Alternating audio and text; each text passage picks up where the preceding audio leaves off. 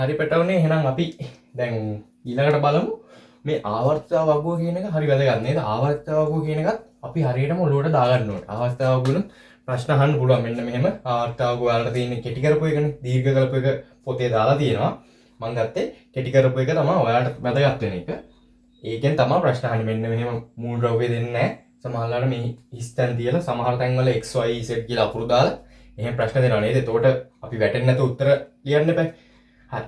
අපි ඔළුවට දාගමු දැන්. මේ මුලින්ම ආවර්තතාවයක් ඉදිරිපත් කරේ මේ ඩිමිත්‍රි මෙන්ඩලීෆ් කියන විද්‍යාඥයා විසින්. හරිද? ඒ අවශ්‍යතාවය උනේ දැන් මේ ආවර්තතාවයේ දැන් මේ සෑහෙන 100 ගාණක් විතර මූල ද්‍රව්‍ය හොයාගෙන තියෙනවා. මේ මූල ද්‍රව්‍ය වල විවිධ තොරතුරු තියෙනවානේ. දැන් අපි ඉස්සල්ලා බැලුවා මොනවද? ඒ මූල ද්‍රව්‍ය වල තොරතුරු දෙක. මොනවද? පරමාණු ක්‍රමාංකය, ස්කන්ධ ක්‍රමාංකය. අන්න ඒ වගේ තව විවිධ තොරතුරු තියෙනවා. ඒ තොරතුරු ඔක්කොම මතක තියාගන්න බෑනේ නේද? කාට හරි පුළුවන් දේම බෑනේ 100 ගානක එහෙම මතක තියාගන්න. තව ගොඩක් ඒ කියන්නේ අර දෙක විතරක් නෙමෙයි තව තොරතුරු ගොඩක් තියෙනවානේ. ඒකින්ද මේවා යම් අනුපිළිවෙලකට සකස් කරා. එතකොට මේ වගේ ಗುಣ විචලනය වෙන්නේ මෙන්න මේ අනුපිළිවෙලට කියලා කිව්වා. තේරුණාද? එතකොට මේ නූතන ආවර්තතාව වගුව දැන් මුලින්ම ආවර්තතාව වගුවක් හැදුවෙත් අන්න ඒ අවශ්‍යතාවය මත. මොකද්ද? මේවා හරියට පිළිවෙලට ಗುಣ විචලනය තේරුම් ගන්න තමයි මේ ආවර්තතාවක මුලින්ම හැදුවේ. දැන් මේ නූතන ආවර්තතාව කියන්නේ මොකද්ද? දැන් මේ තෝරන මුලින්ම හදපු එක නෙමෙයි තියෙන්නේ. දැන් මේක දියුණු වෙලා නූතන ආවර්තතාවක කියන එක තමයි දැන් තියෙන්නේ. මේ නූතන ආවර්තතාවක එක පදනම් කියන එක පදනම් වෙන්නේ පරමාණුක ක්‍රමාංකය සහ ඉගෙන ගත්තා නේද කලින්? හරි. ඒකයි ඉලෙක්ට්‍රෝන වින්‍යාසය. ඉලෙක්ට්‍රෝන වින්‍යාසය අපි දන්නවනේ ලියන්න. හැම පරමාණුවකම ඉලෙක්ට්‍රෝන වින්‍යාසය කියන එක දන්නවනේ. අන්න ඒ ඉලෙක්ට්‍රෝන වින්‍යාසය මත සහ පරමාණු ක්‍රමාංකය කියන දෙක මත තමයි මෙන්න මේ නූතන ආවර්තතාවක පදනම් වෙන්නේ. තේරෙනවද? හරි. එතකොට මම කිව්වා මෙන්න මෙහෙම ඔයාලට තියෙන වගුව මේ ආවර්තතාවක ගත්තා. මේක අපි වර්ග කරගමු. දැන් මේ තියෙන මූල ද්‍රව්‍ය 20ක් තියෙනවා ඔයාලට ඉගෙන ගන්න. තේරෙනවද? මෙන්න මෙහෙම මම මේක ඔයාලට පාසු වෙන්න මෙන්න එහෙම ලස්සනට පාට වලින් වෙනස් කරලා පෙන්නනවා. මේ ලෝහය දැක්කුවේ මං නිල් පාටින්. ඔයාලත් මේක බලන් ඉන්න එපා කට අරගෙන. මම මේක කරනකොට මේක බලන් ඉඳලා වැඩක් නැහැ. මෙන්න මේ මගේ එක නම් පොඩ්ඩක් ඇද වෙලා ඇති. ලස්සනට රූල තියලා මේ වගුව ගහ ගන්න. හරිද? මේ බලන්න කොච්චර ලස්සනද. මම දැන් මේ මෙහෙම ගහගත්තාම ඔයාලට ඔලුවට යනවා වැඩි. තේරෙනවද? කවුරු හරි print කරලා දෙනවට වඩා ඔයාම ගහ ගන්න. මහ වෙලාවක් යන්නේ නැහැ මේ කොටු 20ක් ගහ ගන්න. කොටු 20ක් ගහගෙන මෙන්න මෙහෙම පාට වලින් දාගන්න. මොනවාද? මේ නිල් පාටින් දැම්මේ මං ලෝහ ටික. රතු පාටින් දැම්ම අලෝහ ටික. මෙන්න මේ ටිකෙන් දැම්ම මේ කොළ පාටින් දැම්ම උච්ච වායු. සහ කළු පාටින් දැම්මම ලෝහාලෝහ. ලෝහාලෝහ කියන්නේ ලෝහ අලෝහ ඒ ලක්ෂණ ආකාර දෙකම පෙන්වනවා. හරි. එතකොට මෙන්න මෙහෙම දාගත්තාම ඔයාට මතක තියාගන්න ලේසිම නේද? කොහොමද?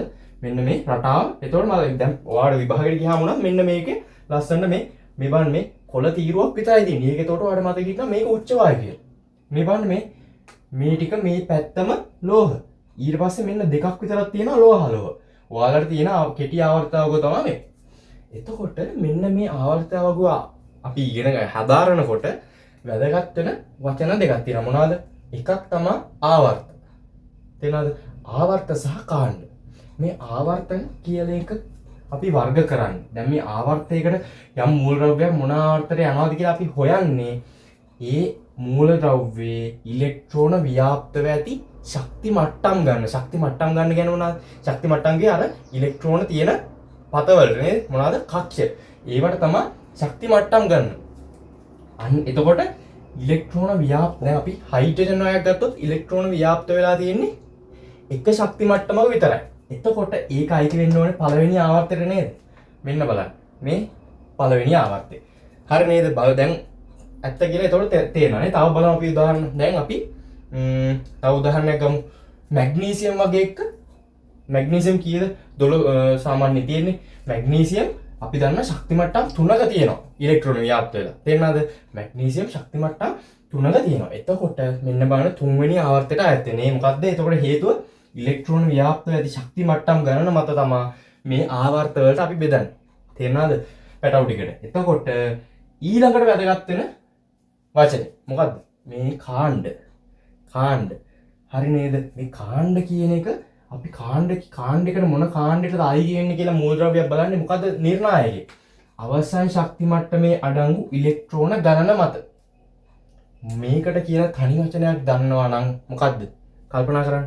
මේ අවසාන ශක්ති මට්ටමේ අඩංගු ඉලෙක්ට්‍රෝන වලට කියන මොනවද? සංයුජතා ඉලෙක්ට්‍රෝන. සංයුජතා ඉලෙක්ට්‍රෝන. ඇයි ඒවා තමයි මූල ද්‍රව්‍යයේ මේ සංයෝජනය වෙලා සංයෝගය හැදෙද්දී ඒ ඉලෙක්ට්‍රෝන තමයි දායක වෙන්නේ. එතකොට සංයුජතා ඉලෙක්ට්‍රෝන කියන්නේ අන්න ඒවට. අවසාන ශක්ති මට්ටමේ අඩංගු ඉලෙක්ට්‍රෝන වල. එතකොට ඒවා ඒ අවසාන ශක්ති මට්ටමේ අඩංගු ඉලෙක්ට්‍රෝන ගන්න මත තමයි මෙයාලගේ ಗುಣ තීරණය වෙන්නේ මේ ඉලෙක්ට්‍රෝන ගන්න මත. තේරෙනවද? දැන් එතකොට අපි ඔයාලට තියෙන මූල ද්‍රව්‍ය 20 අපි දන්නවා ඉලෙක්ට්‍රෝන ව්‍යාප්ත වෙන්නේ උපරිම ශක්ති මට්ටම් 4කට විතරයි. මොනවද? 4කට විතර. එතකොට ඔයාලට හදාරන්න තියෙන්නේ ශක්ති මට්ටම් 4යි නම් ආවර්ත 4යි නේ. හරි. එතකොට ආවර්ත 4යි. ඊළඟට කාණ්ඩයක් අපි දැන් හිතමු අවසාන ශක්ති මට්ටමේ තියෙන ඉලෙක්ට්‍රෝන 1යි.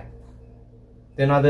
ඉලෙක්ට්‍රෝන 1යි නම් පළවෙනි කාණ්ඩය, 2යි නම් දෙවෙනි කාණ්ඩය, 3යි නම් තුන්වෙනි කාණ්ඩය, 4යි නම් හතරවෙනි කාණ්ඩය, 5යි නම් පස්වෙනි කාණ්ඩය, 6යි නම් හයවෙනි කාණ්ඩය, 7යි නම් හත්වෙනි කාණ්ඩය, 8යි නම් 8 නැත්තම් 8යි නම් මොනවාද? 8 වෙනි කාණ්ඩය නැත්තම් මේ මෙහෙම මෙන්න මේ සලකුණෙත් මේක පෙන්වනවා. මෙන්න මෙහෙම. තේරුණාද? හරි. එතකොට ඔන්න ඔහොමයි කාණ්ඩ වලට බෙදන්නේ අපි. තේරුණා නේද හොඳටම පාර්ට් එක? එතකොට මෙන්න මෙහෙමයි ආවර්තාවක් අපි හඳුනා ගන්න. දැන් අපි මෙයාගේ ඉලෙක්ට්‍රෝන වින්‍යාසයක් දැක්කහම මේක අපි හිතමු මෙන්න මෙයා කාබන්ගේ ඉලෙක්ට්‍රෝන වින්‍යාසය දෙනවා කියලා. එයාගේ ඉලෙක්ට්‍රෝන වින්‍යාසය බලලා අපිට මෙයාගේ පිහිටීම කියන්න පුළුවන් නේද? තේරෙනවද? මෙයා ශක්ති මට්ටම් කීයකද ඉන්නවද බැලුවොත් 2යි. ශක්ති මට්ටම් 2යි තියෙන්නේ මේ ඉලෙක්ට්‍රෝන ව්‍යාප්ත වෙලා තියෙන්නේ. හරිද? එතකොට දෙවෙනි ආවර්තනයි. එයාගේ අවසාන ශක්ති මට්ටමේ ඉලෙක්ට්‍රෝන කීයක් තියෙනවද? 4ක් තියෙනවා. ඇයි? එයා ඉන්නේ මේ 6 වෙනි ඉර මේ 1 2 3 4 5 6. එතකොට පළවෙනි ශක්ති මට්ටමේ ඉලෙක්ට්‍රෝන 2යි ඊළඟට දෙවෙනි එකේ තමයි ඉතුරු 4 තියෙන්නේ නේද? තේරෙනවද? එතකොට දෙවෙනි එකේ 8ක් තියෙන්න පුළුවන්. එයාගේ 8ෙන් 4ක් තියෙනවා. එතකොට හතරවෙනි කාණ්ඩේට ඔන්න අයිති වුණා. තේරෙනවද? එතකොට මෙන්න මෙහෙම අපිට යම් මූල ද්‍රව්‍යයක් කිව්වහම එයා ඉන්න ස්ථානේ කියන්න පුළුවන් වෙන්න ඕනේ. තේරෙනවද? ප්‍රශ්න වලට ගොඩක්ම වැදගත් මේක. හරි නේද?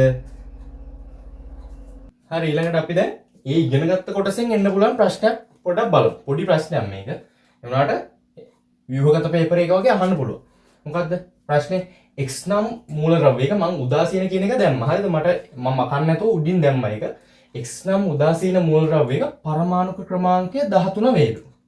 හරි නේද? තේරුණාද? එතකොට අහනවා එහි ආවර්තිතාවගුවේ පිහිටීම අපෝහණය කරන්න. එහි කියන්නේ මොකද්ද? මේ x නම් මූල ද්‍රව්‍යයේ ඒ මූල ද්‍රව්‍යයේ ආවර්තිතාවගුවේ කොහෙද පිහිටන්නේ කියලා අහනවා. දැන් මෙතන වැදගත් වචනයක් තියෙනවා මේ මොකද්ද? අපෝහණය කරන්නලු. නේද?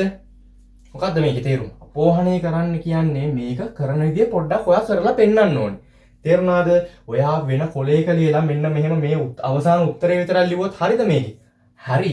ලකුණ ඒකට ලකුණ හම්බෙනවා. මෙන්න මේවට හම්බෙන ලකුණු නැහැ. මෙන්න මේවට දෙන ස්ටෙප් වලට මේ ඔයා හදලා දෙන පියවර වලට දෙන ලකුණු නැහැ. ඔන්න ඕවට තමයි ඔයාට විභාගේ ලකුණු අඩු වෙන්නේ. තේරුණා නේද? හරි. එතකොට මෙන්න මේ අපෝහණය කරලා පෙන්වන්න කියවහම හදලා පෙන්වන්න මෙන්න මෙහෙම වාක්‍ය වශයෙන් ලියලා පෙන්වන්න. හරි. දැන් එතකොට මුලින්ම අපි තේරුම් ගන්න ඕනේ මෙන්න මේ උදාසීන. උදාසීන කියලා වාක්‍යයක් මේ වචනයක් දීලා තියෙනවා. ඇයි? උදාසීන කිව්ව ගමන් අපි දන්නවා මේ මූල ද්‍රව්‍යයේ ප්‍රෝටෝන ගානයි ඉලෙක්ට්‍රෝන ගානයි සමානයි. නේද? කලින් වීඩියෝ එකේ ඉගෙන ගත්තේ ස්කන්ධ ක්‍රමාංකයයි පරමාණු ක්‍රමාංකයයි කියේදී. හරි. එතකොට එහෙම සමාන වෙනවා. එතකොට අපි දන්නා ප්‍රෝටෝන යම් මූල ද්‍රව්‍ය පරමාණුක ප්‍රෝටෝන ගාන කියන්නේ මේ මූල ද්‍රව්‍ය පරමාණුක ක්‍රමාංකය. ඒ කියන්නේ ඒකෙන් තේරෙනව නේද? මේ මූල ද්‍රව්‍යයේ ඉලෙක්ට්‍රෝන ගාන කියන්නේ පරමාණුක ක්‍රමාංකයමයි කියලා. ඒ කියන්නේ x කියන මූල ද්‍රව්‍යයේ තියෙන ඉලෙක්ට්‍රෝන ගාන 13යි. ඇයි? පරමාණු ක්‍රමාංකයට සමාන. ඒ අයියේ උදාසීන වෙච්ච හින්දා. හරි. එතකොට මෙන්න මෙහෙම ඉලෙක්ට්‍රෝන ගාන 13 නම් අපි ඉලෙක්ට්‍රෝන වින්‍යාසය ලියා ගන්නවා. ඉලෙක්ට්‍රෝන වින්‍යාසය ලියන්න දැනගන්න ඕනේ. ඒක නම් අනිවාර්යයි. තේරුණාද? ඒව දන්නේ නැතුව ඉතින් විභාගෙට ගිහිල්ලා වැඩක් නැහැ. හරි. ඉලෙක්ට්‍රෝන වින්‍යාසය ඔන්නෝම ලියාගත්තා. කොහොමද?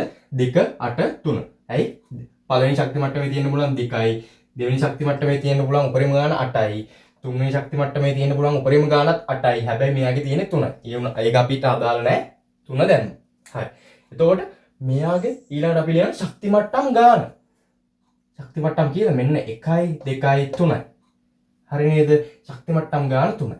අවසාන ශක්ති මට්ටමේ ඉලෙක්ට්‍රෝන ගාන. දැන් මේ අවසාන ශක්ති මට්ටම මේක නෑ මේක මුල මේක. න්‍යෂ්ටික ගාව මේක ඊළඟට දෙවෙනි එක. මෙන්න තියෙන අවසානයේ. මෙන්න සංයුත ඉලෙක්ට්‍රෝන මේ තියෙනවා 3. ඒ 3 ලියු. දැන් එතකොට අපේ තේරුම් ගන්න මොකද්ද? x නම් මූල ද්‍රව්‍ය. එතකොට මේ ශක්ති මට්ටම් ගාන 3යි කියන්නේ මොකක්ද ඊගෙන් තේරෙන්නේ? මෙයාගේ ආවර්තය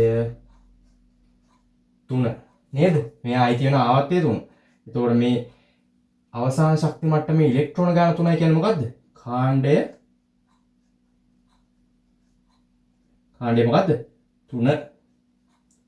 ඔන්න ඒක අපි දැන් ඔන්න පිළිතුරු වශයෙන් ලියනවා. මෙන්න මෙහෙම ලියන්න. නැතු 3 ආවර්තයේ 3 කාණ්ඩය කියලානේ. සමහරට ලකුණු සමහරට දෙන්න ඉතින් ස්පව් කියලා ඉදලා දෙන්නත් පුළුවන්. නැත්තම් මෙන්න මේ විදිහට ලස්සන ඉදිරිපත් කරන්න. එතකොට ඒ බලන ගුරුවරයාට උනත් තේරෙනවා මේ ළමයා දන්නවා දැන්. මේ උත්තරය ලියන්න ඕන විදිහ දන්නවා. මෙන්න ඔයාලට ලකුණු කඩා ගන්න හොඳ chance නේද? කපටි කමෙන් මෙන්න මෙහෙම උත්තරේ ලියන්න. මොකද්ද? x නම් මූල ද්‍රව්‍යයේ ආවර්තය වගේ 3 වන ආවර්තයේ 3 වන කාණ්ඩයට අයත් විය යුතුයි. බලන්න ලස්සන උත්තරේ නේද? ආය අත දිගෑල්ල හරි දෙනවා මේකට. තේරෙනව නේද? හරි. ඔන්න අපි මේකෙන් පොඩි ඥානකුත් දැරුවා. තේරෙනව නේද? මෙන්න මේ පාර්ට් එක ඊටාම වැදගත්.